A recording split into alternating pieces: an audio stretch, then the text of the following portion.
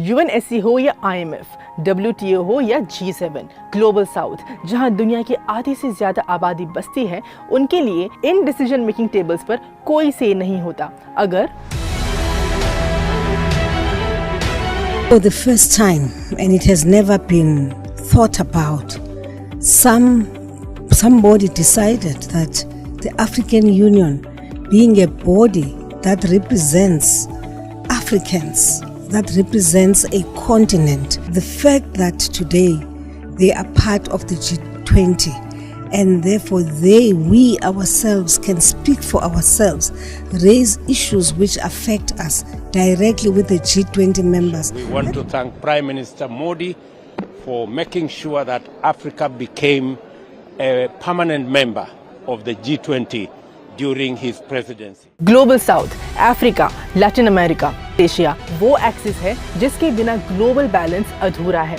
आज भारत ने global south के लिए आवाज नहीं उठाई होती तो आज भी अफ्रीका की आशाएं, लैटिन अमेरिका की संभावनाएं और एशिया की जमीनी जरूरतें सिर्फ रिसर्च रिपोर्ट्स के अपेंडिक्स में पड़ी होती। 1 अरब से ज्यादा लोगों का भविष्य उन गिने चुने देशों के हाथों में होता, लेकिन भारत ने मंच बनाया और 120 से ज्यादा देशों को साथ लाकर दुनिया को बताया कि global south is the epicentre of global future और इनिशिएटिव लिया the voice of global south summit का।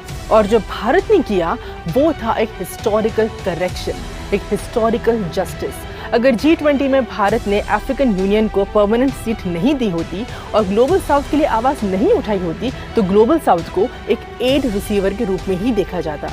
लेकिन सिर्फ भारत ही है जो उन्हें इक्वल पार्टनर की तरह दिखता है, चाहे डिजिटल पब्लिक इंफ्रास्ट्रक्चर हो या हेल्थ इक्विटी, वैक्सीन एक्सेस हो या डिजास्टर रेजिलियंस। इन सब में भारत ने अपनी सफलता ग्लोबल साउथ के साथ ओपन सोर्स की तरह शेयर की।